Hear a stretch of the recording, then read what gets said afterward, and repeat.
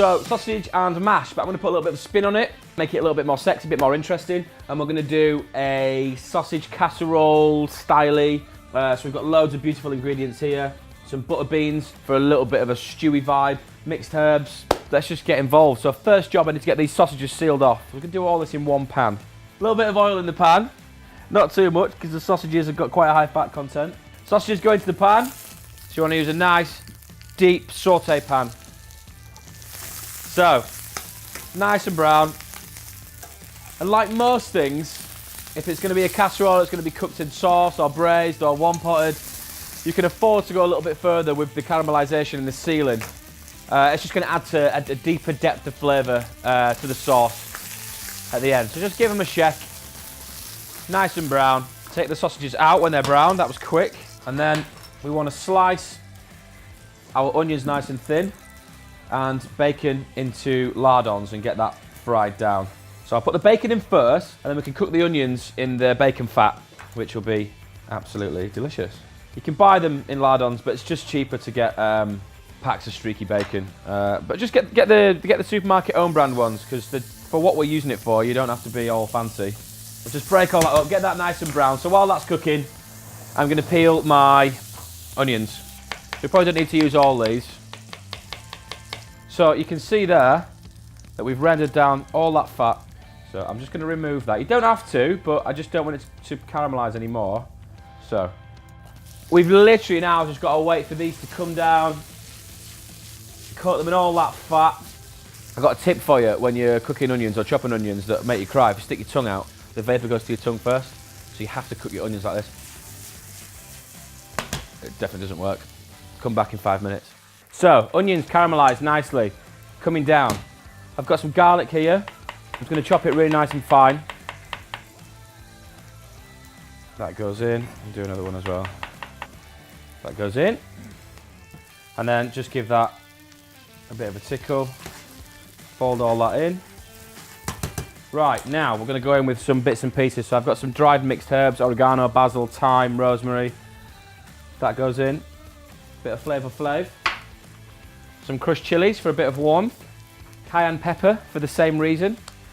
Not too much though. You can adjust that as much as you want. So this is just so we know that it's there. Just a tiny little bit of warmth at the back of the throat.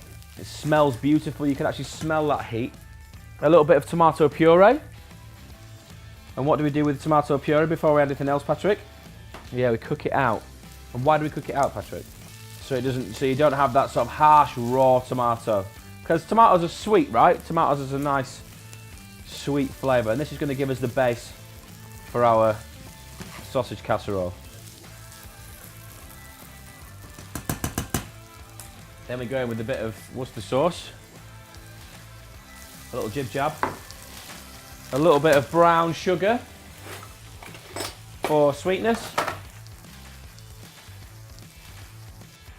tin tomatoes, they go in.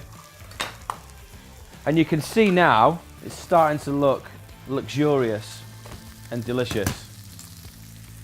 So, our tin tomatoes go in.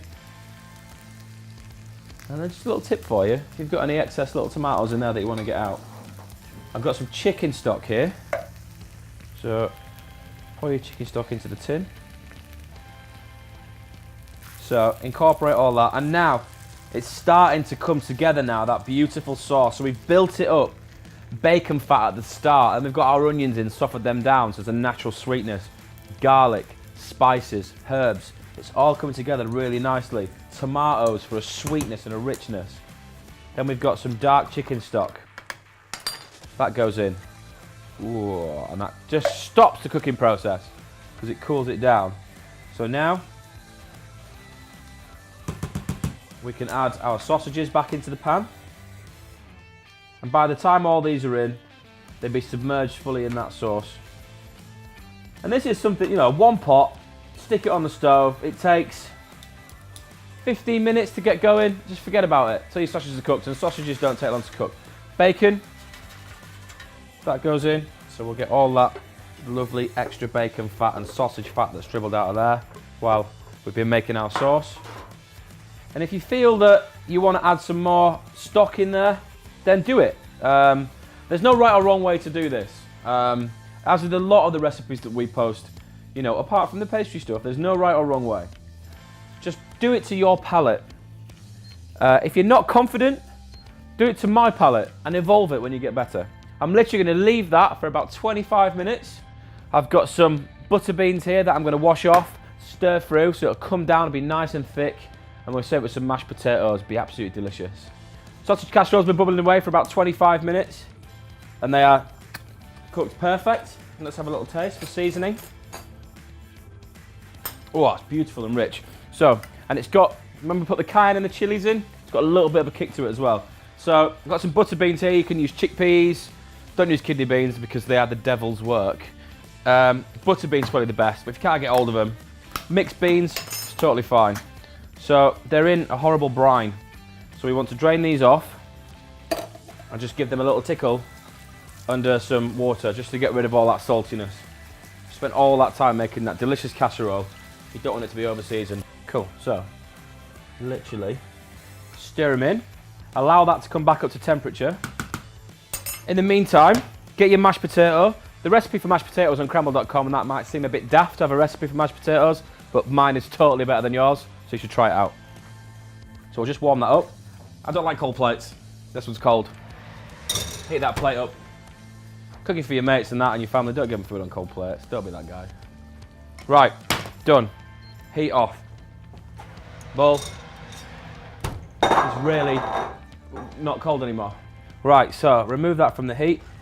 Feel free to whack any herbs through this, but I'm normally quite liberal with herbs. I don't think it needs it because there's loads of different flavours in there. Really simple. So it's posh sausage and mash, as I said at the beginning. We're getting a good shape mashed potato ball. Beautiful mashed potato in there. And then get that beautiful stew in there. All in one pan and under a tenner. Can you imagine that? So we're definitely going to add that to our one pot series. And that is my posh sausage and mash. The recipe's on the website. It's super easy, it's super cheap. Do give it a go. Thanks for watching.